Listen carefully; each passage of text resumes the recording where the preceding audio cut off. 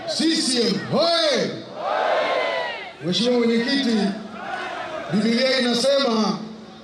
Biblia inasema kwamba ufalme wa mbingu utanyakuliwa na wenye nguvu. Kwa umati huu inadhihirisha nguvu ya CCM. Sawa sawa?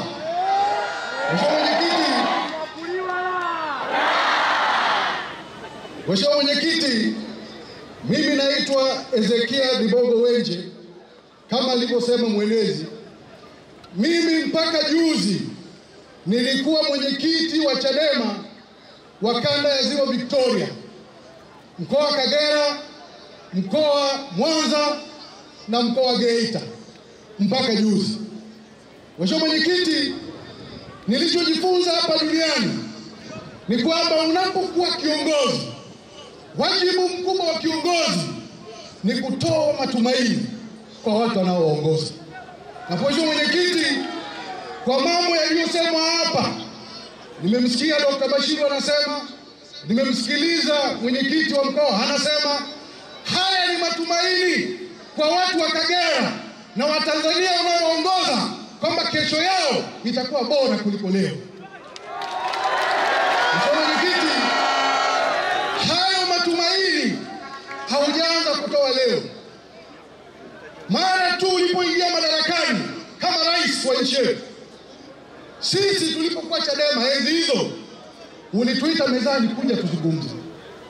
Tukaja na mahitaji yetu, tukaomba Mheshimiwa Rais kwamba sisi tuliokimbia nchi utukubalie turudi nchi bila masharti.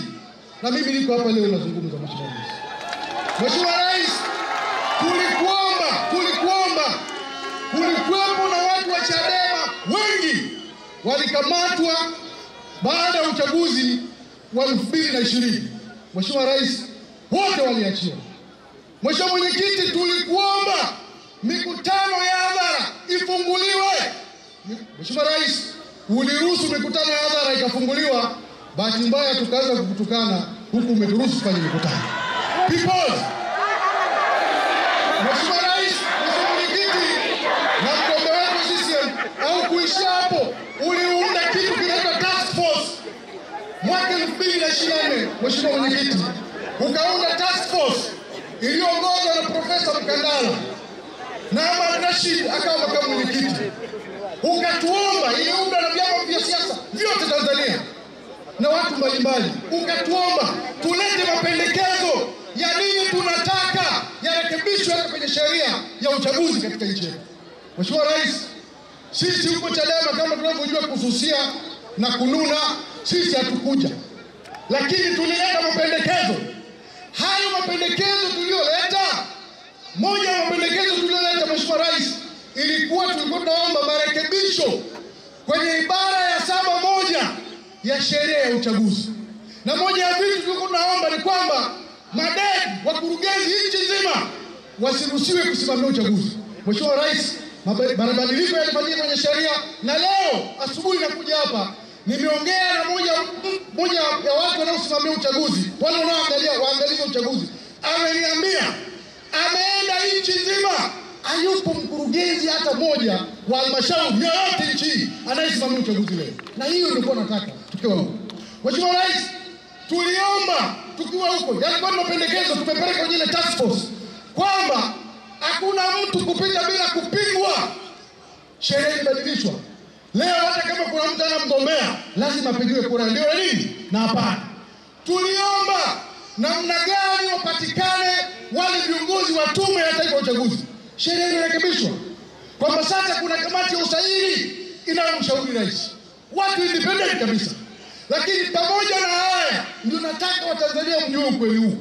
Pamoja na haya, sisi tulikataa kushiriki uchaguzi kwa hiari yetu, kwa uoga wetu, kwa kuogopa ushindani, tukaweka mpira kwa pani, tukakimbia. CCM hoye! Mheshimiwa Mwenyekiti, naomba niseme Biblia inasema. Mheshimiwa Mwenyekiti, CCM hoye! Mheshimiwa Mwenyekiti, ukisoma Biblia, Mungu hafanyi kazi na watu waoga wanaoogopa ushindani. Na ndio maana Mungu alimwambia Joshua kwenye kitabu cha Joshua 2 kwamba uwe hodari na shujaa, na anamkumbusha tena kuwa hodari na shujaa. Sasa watu waongo wanaokimbia ni hodari na shujaa? Mheshimiwa Mwenyekiti, ni hatari sana duniani hapa kuongozwa na kiongozi anayesema yeye yuko tayari kufa. Hivi Musa angekufa katikati ya bahari ile ya Shamu, wale Wanaisraeli wote wangesombwa na maji. Sasa kiongozi, sasa huko nilikotoka, kiongozi anasimama na kumwambia mimi niko tayari kufa.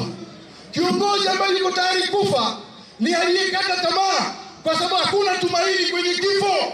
CCM oye!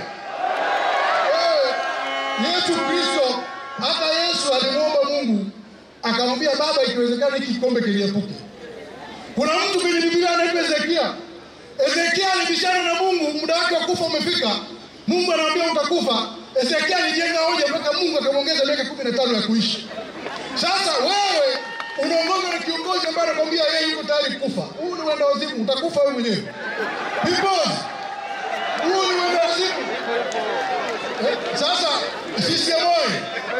Kwa mimi ndugu zangu, nimekuja CCM kama nilivyosema juzi nikiwa Chato, kwamba maisha yangu yote kwenye siasa nimekuwa nikicheza ndondo cup.